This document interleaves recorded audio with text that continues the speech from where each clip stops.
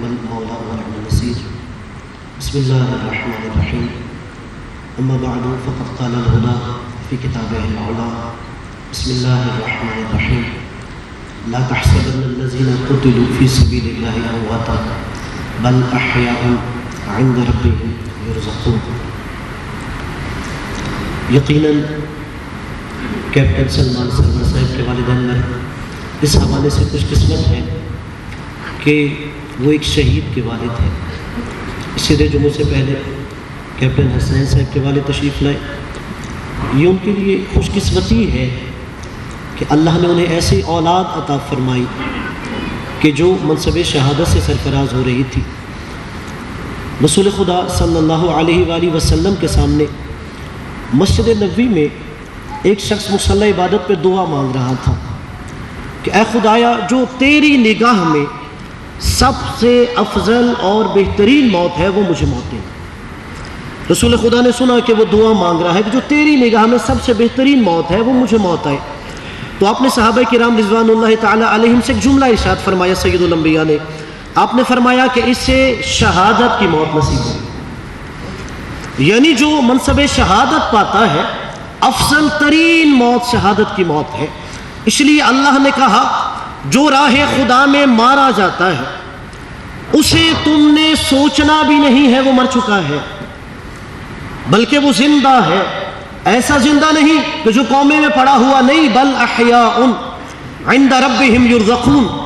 وہ ایسا زندہ ہے کہ اسے رب کی بارگاہ سے رزق مل رہا ہوتا ہے. اور دیکھیے جو بھی پاک فوج کے ہمارے جوان ہیں یا محافظتی ادارے ہیں جو اس ملک کی سرحدوں کا پہرا دے رہے ہوتے ہیں وہ بھی ہر وقت عبادت کی کیفیت میں ہوتے ہیں. یہ سید الانبیاء کی حدیث مبارکہ ہے. آپ نے کہا کہ جو شخص ایک دن اور ایک رات اسلامی سرحد کی حفاظت کر رہا ہوتا ہے اس ایک دن اور ایک رات کی حفاظت کا اسے اجر کیا ملتا ہے؟ ایک مہینے کے روزے رکھنے اور ایک مہینے کی نماز تہجد کے برابر ثواب ملنا. یعنی ہمارے پاک فوج کے جوان ہمارے محافظتی ادارے اگر وہ اس ملک کی حفاظت کے لیے پہرا دے رہے ہیں اور وہ عبادت کی حالت میں ہے اور پھر آگے حدیث کے جملے ہیں اگر وہ حفاظت کرتے ہوئے اسلامی مملکت کی سرحد کی مارا جاتا ہے شہید ہو جاتا ہے تو آپ نے فرمایا یہ اس کا اجر و ثواب جاری و ساری رہتا ہے. یعنی نامہ اعمال میں یہ لکھا جا رہا ہوتا ہے کہ یہ دن میں حالت روزہ میں رہتا ہے اور یہ شب میں عبادت پروردگار کر رہا ہوتا ہے. اور پھر رسول خدا نے حدیث میں ارشاد فرمایا کہ جو اس حالت میں منصب شہادت سے سرفراز ہوتا ہے اللہ تبارک و تعالی قیامت کے دن اسے شہداء کے زمرے کے ساتھ محشور کیا جائے گا. اور دیکھیے میرے سامنے کتنی ایسی میری مائیں بہنیں بیٹیاں میرے بزرگ تشریف فرما ہوں گے جنہوں نے شہید بچوں کو پروان چڑھایا ہے. یقیناً اپنی اولاد کی قربانی بہت بڑا امتحان ہوتا ہے لیکن جتنا بڑا امتحان ہوتا ہے اتنا بڑا ہی اجر دیا جاتا ہے. اور اللہ تبارک و تعالی ان نیک پاک باز سرفراز لوگوں کو اس امتحان کے لیے منتخب کرتا ہے کہ جو حقیقت میں اتنا بڑا ظرف رکھتے ہوتے ہیں.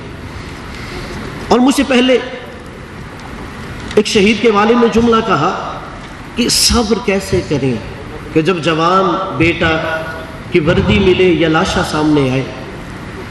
اگر اس کے لیے صبر ہمیں چاہیے تو ہمیں کربلا پڑھنی چاہیے ہمیں کربلا سننی چاہیے کہ جب امام حسین علیہ السلام کا 18 سال کا جوان بیٹا عام بیٹا نہیں جسے نماز تہجد کی دعاؤں میں مانگتے تھے اللہ مجھے ایک ایسا جوان بیٹا دے جو میرے نانا رسول خدا کی شبیہ ہونی چاہیے.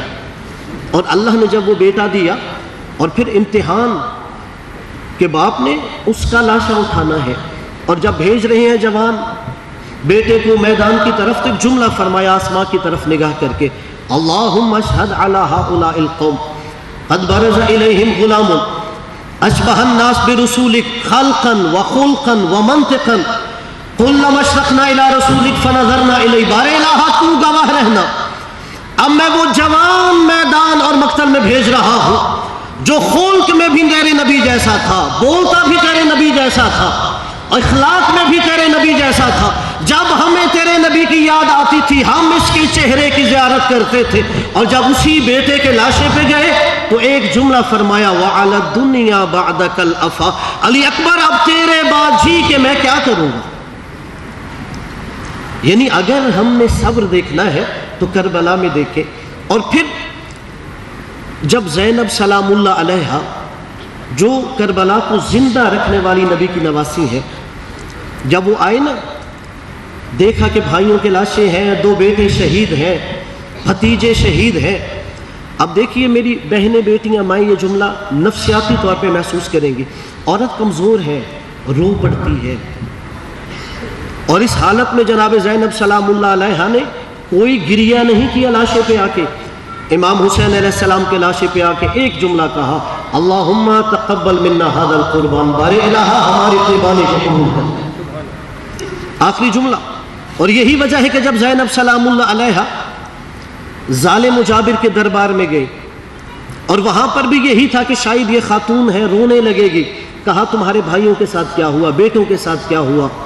آپ نے صرف ایک جملہ کہا ما رأیت الا جمیلا، میں نے سوائے حسن کے کچھ بھی نہیں دیکھا۔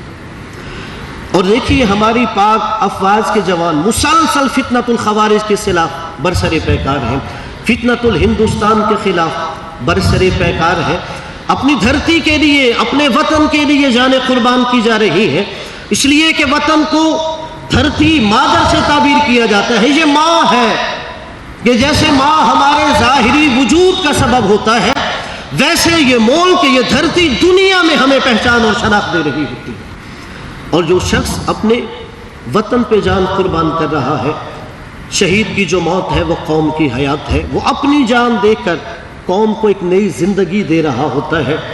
اور یقیناً میں کیپٹن سلمان سرور صاحب کے والدین کو اس حوالے سے مبارکباد دوں گا کہ وہ ایک شہید کے والدین ہیں، اور یقیناً اللہ ہمیں بھی توفیق دے کہ ہم اپنی اولاد کی ایسی پرورش کر سکیں کہ وہ اس ملک کے لیے اپنی جان، اپنے مال، اپنے اولاد کو قربان کر سکے۔ والسلام علیکم ورحمۃ اللہ وبرکاتہ۔